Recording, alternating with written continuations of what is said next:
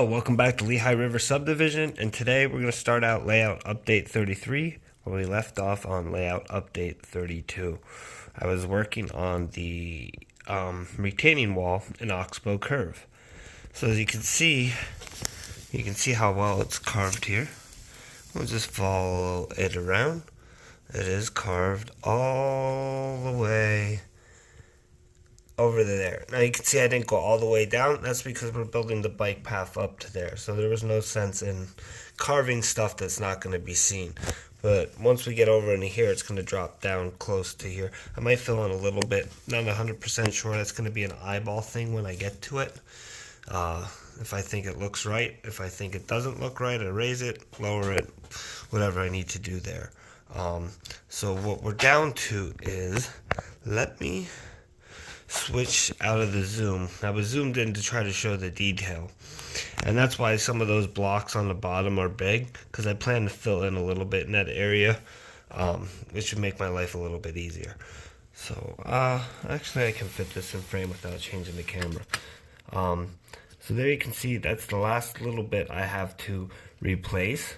The one thing I did that you may notice here, and I'm going to show it before I plaster this last section. You see how high my concrete cap came up before there? Well, I raised it up with the plaster. Now the nice thing about that is the cowl track sits pretty high up off the foam. Not real high, but a little bit. Now I'll be able to fill in my ballast out onto here, just like they have it in real life on the retaining walls in Lehigh Gorge. So that will work out really, really well. I had test fitted it. I did carve some of the wall and had the track back in to run the trains in the last layout update. I didn't record any of the trains running by it that I had shared, but it looks much better. And we'll take a look at that probably near the end of this layout update. So I want to get this last piece in.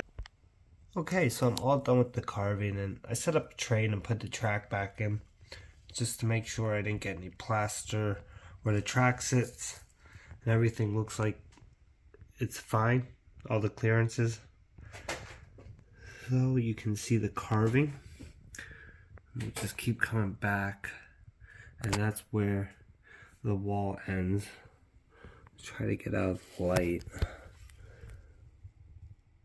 As you can see, and then coming around,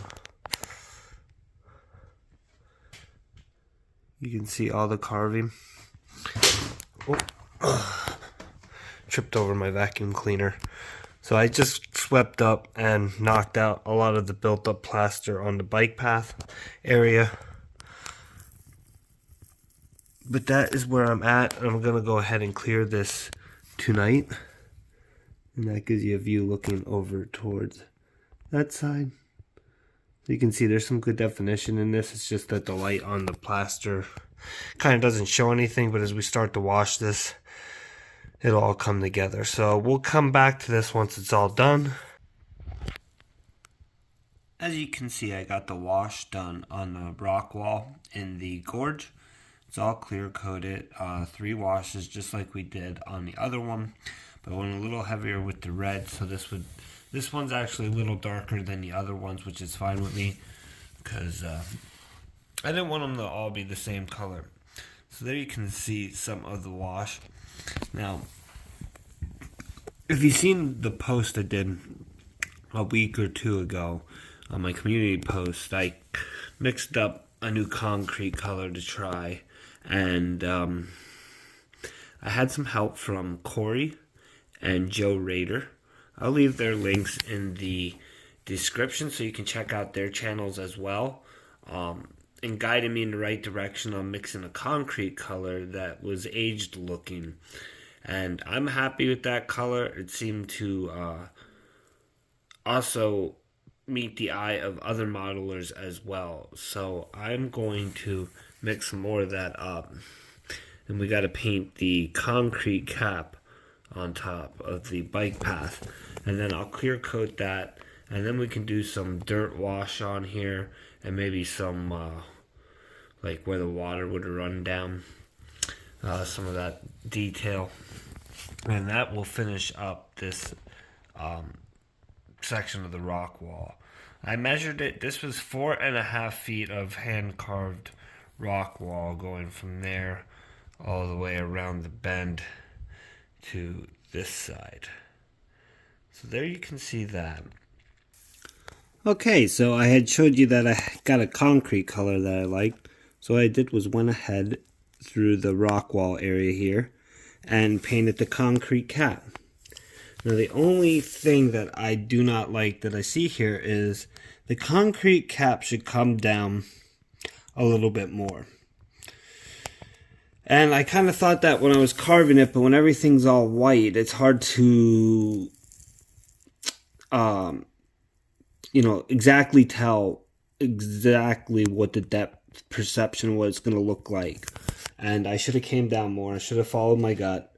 It would have been easier then. But I have a solution, and I think it's not going to be too bad to fix this and make the cap larger. So this is what I'm going to do. You see the blue painter's tape? I'm going to put that out like that and create a new line for the concrete cap to come down to. And then what I'm going to do after that is going to take some latex caulking and just smear it in here so it fills in those grout lines that run vertically for the cut stone. And then we'll be able to go back over and paint it with concrete and get the cap to come down over more in scale with what the wall looks like in real life. So just a little nitpicking on my part. It probably look fine like this, but I might as well do it now. It's starting to become the motto here. Do something and then go back a step, but we're getting forward little by little, and I think you got to be happy with what you're working on before you move forward.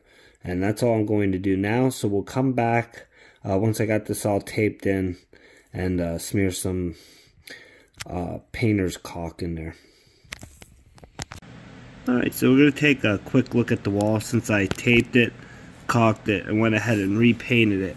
Now you can see I have a much thicker concrete cap on there, and you can see it looks really jagged through there, and that's exactly what I wanted, because the concrete on the real thing is broken off, or it's not a straight line.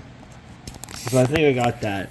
And then in some places we got some of the texture where it kind of looks like what they did in real life was put the concrete right over the cut stone. So it looks like we have that at spots here. We got some texture. Kind of can see the stone underneath, and that's what I wanted. So we'll come around like here. You can see when I pulled the blue tape off, it peeled some of the wash off of the cut stone. So what I plan to do is just mix up a color. I'll probably use a little bit of the red with the, I can't remember which gray I used at this moment on that, but whichever gray I used, I think it was the pewter. I mixed the pewter with the red, and I'll just brush those white spots, just the spots. That way it adds a little bit of more detail to it, and then I'll clear back over it. But I want to clear this as well. So that'll be the next step with this wall, and we'll be back. Alright, so I went through and touched up all those spots that I had mentioned where the painter's tape had got pulled the paint off, or the wash off of the plaster for the stone. So what I did was went through and just mixed up a color and dry brushed over those spots with I forget what colors I mixed up now, but you can kind of see the spots where I used that dry brush, which added a bit of different character to the wall. It's kind of cool. You can see how the concrete cap looks larger, better, more ununiform, more in scale. And that's what I had to do to fix something I should have did in the beginning. But we learn and move on. So this project is done on this retaining wall. Now I'll be starting to fill this in to relay the bike trail just a little bit through here. As I mentioned, I'll be filling it up in there. But the reason I didn't start on that yet is because we do have to, and that's where layout update 34 is probably going to start. I got to do the retaining wall here, the abutment, and that abutment. So that's where we're at. That's probably where we'll be at in layout update 34. So I want to thank you all for watching, and take care. We'll see you over the hump.